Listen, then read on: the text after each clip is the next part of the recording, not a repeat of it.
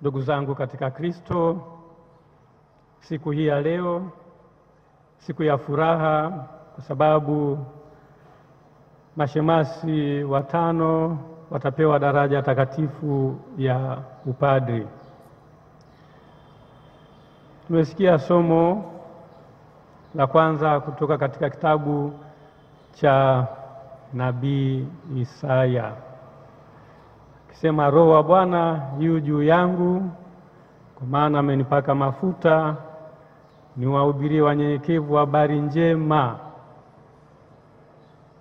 na kuwaganga waliovunjika moyo, na kutangaza kufunguliwa waliofungwa, na kutangaza mwaka wa Bwana. Ndugu zangu wapendwa, hawa ambao watapewa daraja na wenyewe wanapakwa mafuta ya Krisma. Kwa hiyo na hawa wanalo jukumu la kutangaza habari njema kwa watu wote. Na tena anasema kwamba kuwaganga waliovunjika moyo. Haya ni majukumu ya padri, atangaze habari njema, neno la Mungu kwa watu wote. Alafu kuwaganga waliovunjika moyo au waliopondeka moyo, jamii ambamo padri anaenda kuihubiria, anakutana na watu ambao wana mahangaiko mbalimbali ya kimaisha. Kwa hiyo lazima ajaribu kuwasaidia hawa waliopondeka moyo, awarudishie matumaini, wasikate tamaa, wapate faraja kwa huyu padri. Alafu tunaambiwa kwamba kutangaza uhuru kwa waliofungwa. Wako watu ambao wako chini ya himaya ya mwovu, chini ya himaya ya shetani. Kwa hiyo kazi ya padri kujaribu kuwasaidia hawa watu ambao wako chini ya himaya ya mwovu waweze kutoka humo, waweze kuwa huru. Ziko changamoto mbalimbali katika maisha ambazo zinafanya mtu anajikuta anakwenda mbali na Mungu, na anavyokuwa mbali na Mungu ina maana kwamba anajiweka chini ya himaya ya nani? Ya muovu. Kwa hiyo kazi ya padri sasa ajitahidi kufanya nini? Ajitahidi sasa kuwasaidia hawa watu wawe huru, wasiwe tena chini ya himaya ya muovu. Kumbe kwa kazi zake kama padri atawafanya hawa watu ambao wako chini ya himaya ya muovu waweze kuwa huru. Na katika somo la pili tumesikia Paulo akiwaandikia Waefeso akiwaambia kwamba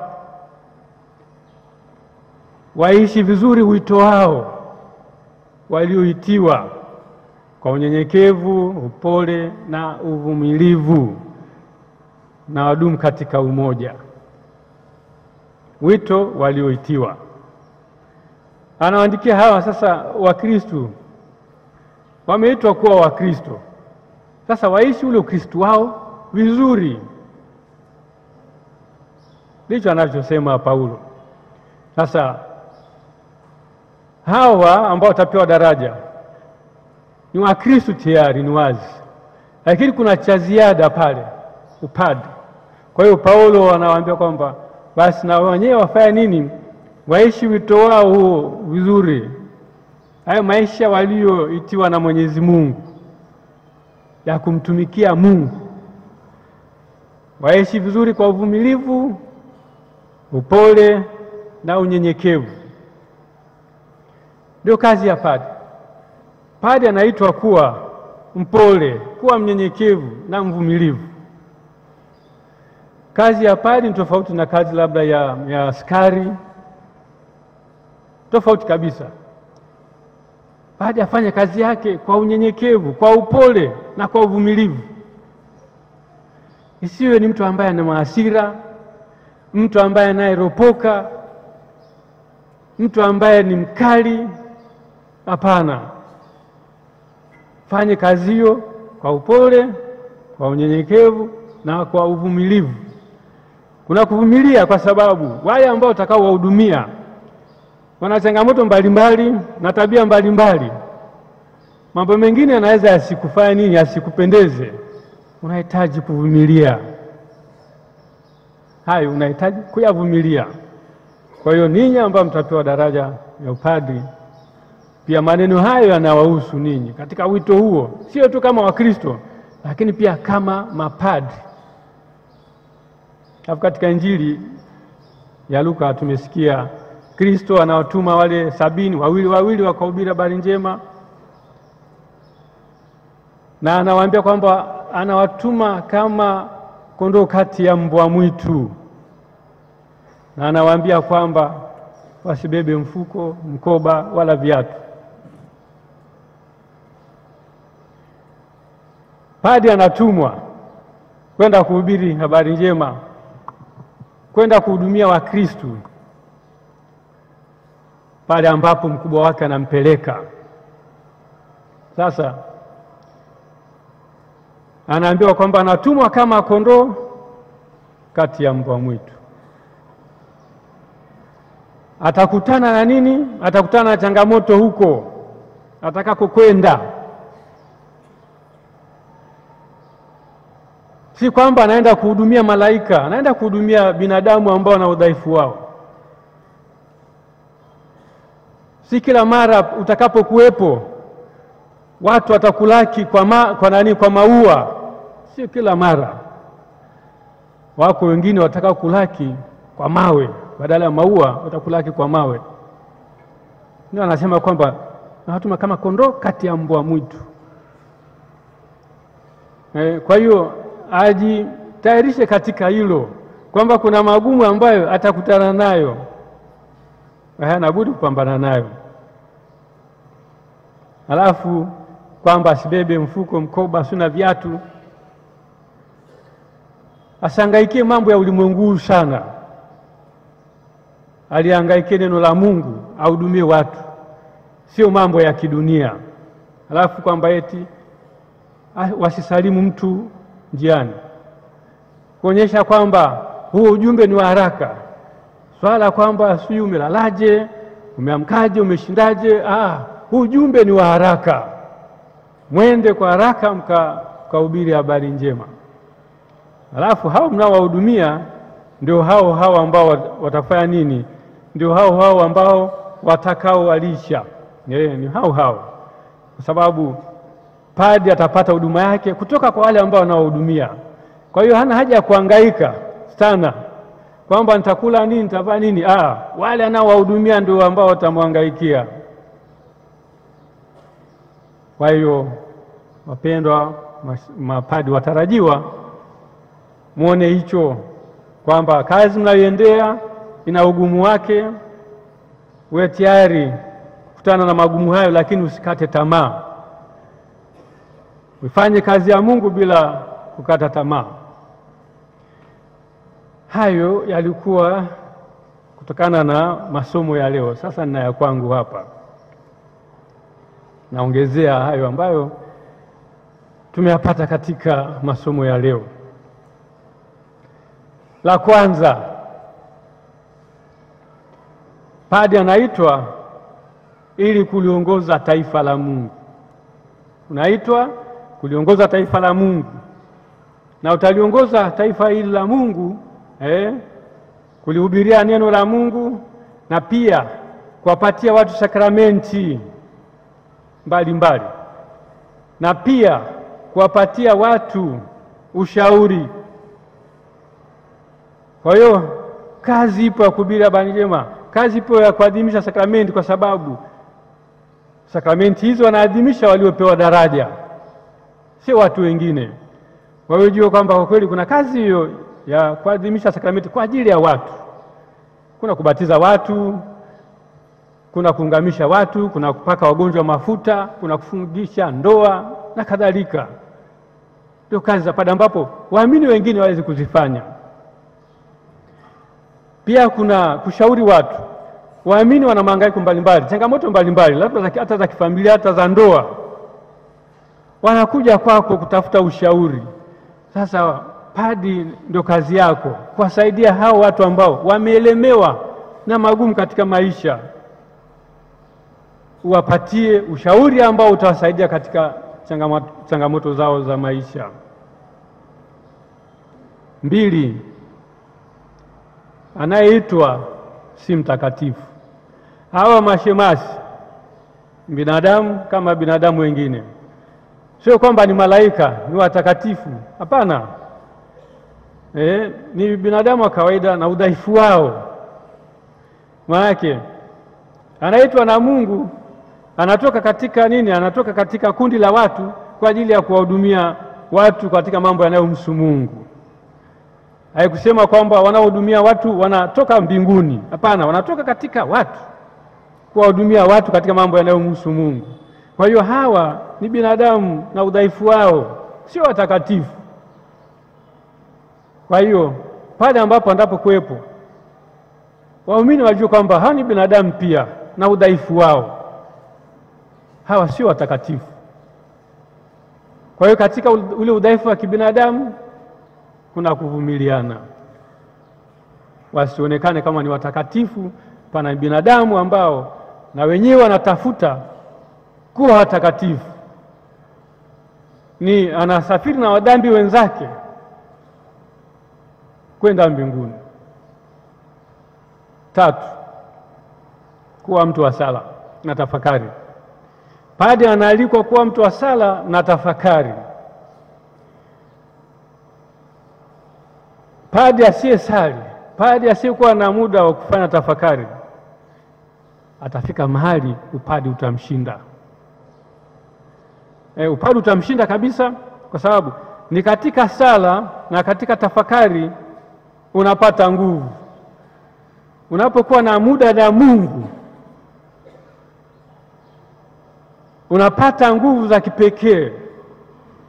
Hasa padri asiwe ni mtu tu ambaye anajikuta anahangaika huko, anazunguka huko na huko, hana muda wa kusali.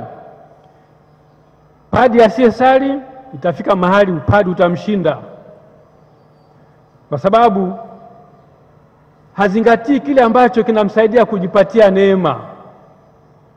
Kwa hiyo nawaalika, licha ya pilika za kiutume, lakini uwe na muda wa kukaa na Mungu na kutafakari hayo makuu ambayo Mwenyezi ameyafanya katika ndani ya nafsi yako.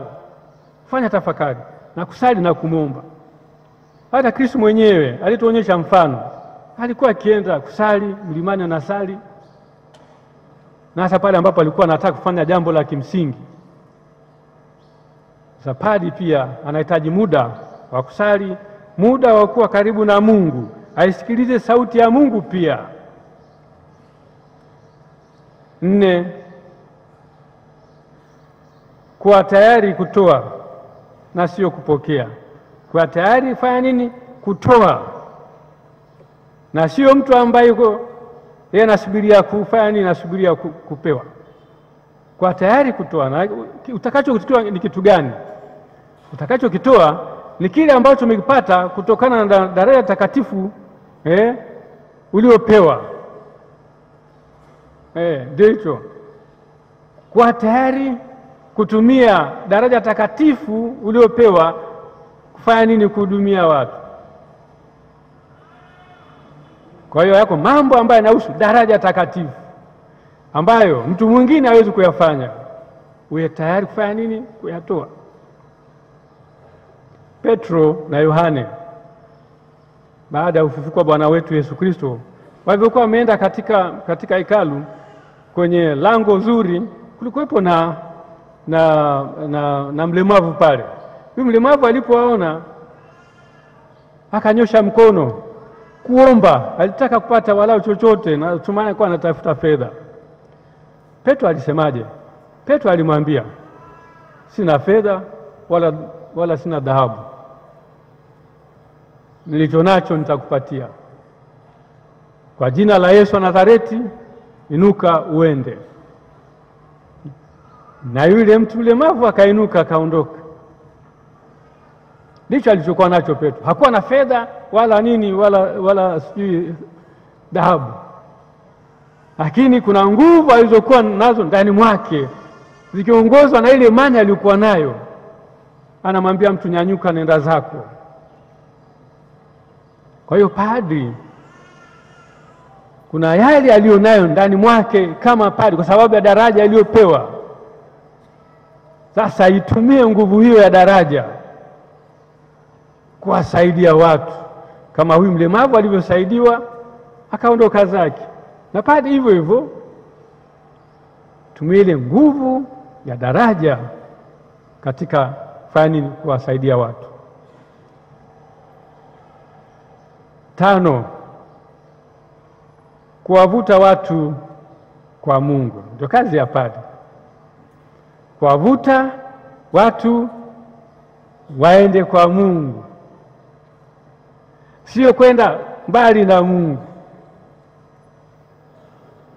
Kwa hiyo padri katika utume wake hakikisha kwamba kila wakati watu wanafanya nini? Watu wanakuja karibu zaidi na Mungu, kutokana na maisha yako, kutokana na utendaji wako wa kazi.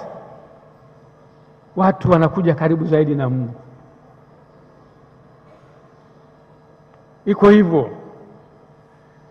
Sasa ukifanya maisha yako yasiyo mazuri, utakuta kwamba watu wanakwenda mbali na Mungu. Kuna sehemu nyingine ambapo unaweza kukuta kwenye maparokia zetu huko, unaweza kukuta mahali basi ipo padri na kadhalika. Nafika mahali watu wanafanya nini? Watu wanaamua kwenda kusali sehemu nyingine na sio pale. Mtu yuko tayari kupanda gari kwenda mbali kabisa kule, wakati pale yuko padri.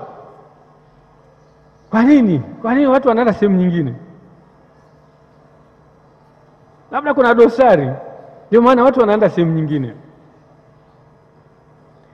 Lakini ingekuwa ni mtu ambaye anavuta watu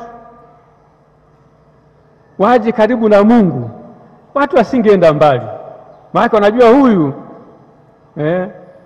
huyu anatuleta karibu na Mungu. Kwa hiyo katika utume wetu tusikajikuta kwamba watu wanatukimbia, watu wanakwenda mbali. Katika utume wetu tukute kwamba watu wanakuwa karibu zaidi na Mwenyezi. 6, kuwa kimbilio la watu. Kuwa kimbilio la watu. Padri anapaswa kuwa kimbilio la watu. Watu wanaowahudumia wana mahangaiko mbalimbali. Kuna watu ambao wana shida labda ya ndoa. Sasa wanahangaika, waende kwa nani sasa? Wanahangaika. Lakini najua kwamba nikienda kwa padri nitapata ushauri ambao utanisaidia niweze kuondokana na hii changamoto ya ndoa. Kuna mwingine labda na magonjwa yanayomsumbua, labda mapepo sijui nini na nini, au katika familia kuna mambo kama hayo yanawasumbua. Sema nikienda kwa padri naweza nikapata faraja. Kwa hiyo padri kila wakati ujisikie au ujione kwamba ni kimbilio la watu. Watu wanakuja kwako wakiwa na mahangaiko mbalimbali. Sasa wasikimbilie kwa mtu mwingine wakakuacha wewe ambaye tunayesema kwamba ni Kristo mwingine. Nasema kwamba padri ni Kristo mwingine. Sasa kama ni Kristo mwingine, kwa nini watu wasije kwa huyu ambaye ni Kristo mwingine? Wanaenda sehemu nyingine, kwa nini? Kwa hiyo tujitahidi kuishi, fanya watu wakimbilie katika mahangaiko yao, ili tuweze kuwasaidia waweze kuishi maisha yao vizuri. 7, padri ajaribu kuvitiisha vilema vyake. Kuvitiisha, yaani kupambana na vilema vyake. Sisi ni binadamu, na kama nilivyosema kwamba mapadri sio malaika, ni binadamu kama binadamu wengine. na kila mtu ana udhaifu wake, ana kilema chake. Sasa padri muda wote apambane na kile ambacho anaona kwamba hiki labda ndio kilema changu hiki, apambane nacho, kwa sababu haimpendezi Mungu wala haipendezi wale ambao tunaowahudumia. Wanapoona kwamba kuna changamoto fulani hivi, watu hawafurahii kabisa. Kwa hiyo jitahidi kupambana na kilema au vilema ulivyo navyo, ili uweze kuwavuta watu kwako na watu waweze kwenda kwa Mungu. 8, kufanya kazi ya kitume chini ya maongozi ya mtawala. Kwanza ninyi ni watawa na viongozi wenu, lakini mnafanya kazi sehemu ambapo kuna majimbo na kuna maaskofu. Kwa hiyo lazima kufanya kazi chini ya maongozi ya kichungaji, ya askofu wa pale, na kuonyesha ushirikiano naye. Kuna ile kiongozi wako wa kishirika anakuambia nenda kafanya kazi sehemu fulani, unamtii, huna budi kumtii, unaenda huko. Lakini huko unakoenda kuna ile kabidhiwa jimbo katika masuala yote ya kichungaji, ni askofu. Kwa hiyo padri mara zote ajiweke chini ya yale maelekezo ya kichungaji ya askofu wa jimbo. Wewe sema kwamba mimi ni mtawa nifanye kama ninavyofanya, ninavyojitakia. Hapana, kuna askofu na utaratibu wake katika jimbo lake, na utaratibu wa kichungaji unaweza kutofautiana kati ya jimbo moja na jimbo jingine. Kwa hiyo pale ambapo unapojikuta, hakikisha kwamba unafanya uchungaji wako kuendana na kile ambacho askofu wa jimbo anachokitaka. Kwa mfano, kwetu Dar es Salaam tangu miaka ya 90 ngapi ilipotokea tatizo la wana maombi, sisi huwa katika kupokea Ekaristi tunaambiwa tusimame. Tunaambiwa tusimame, tupokee Ekaristi. Ndio utaratibu uliowekwa kwa sababu za kichungaji. Sasa padri huwezi kujitokea ukasema kwamba kwa nao inafaa kupiga magoti zaidi, inafaa kuliko kusimama. Kwa hiyo akasema kwamba achana na askofu aliyeweka sera hiyo, hapa parukiani mtakuwa mnapiga magoti. Huna mamlaka hayo. Ndio maana akasema kwamba lazima kufanya kazi yako chini ya maelekezo ya yule askofu wa jimbo na katika ushirika naye. Huwezi kujifanyia mambo unavyotaka wewe. Hapana. Fuata utaratibu wa kichungaji wa jimbo lile, pale ambapo unajikuta kama mtawa, kama misionari.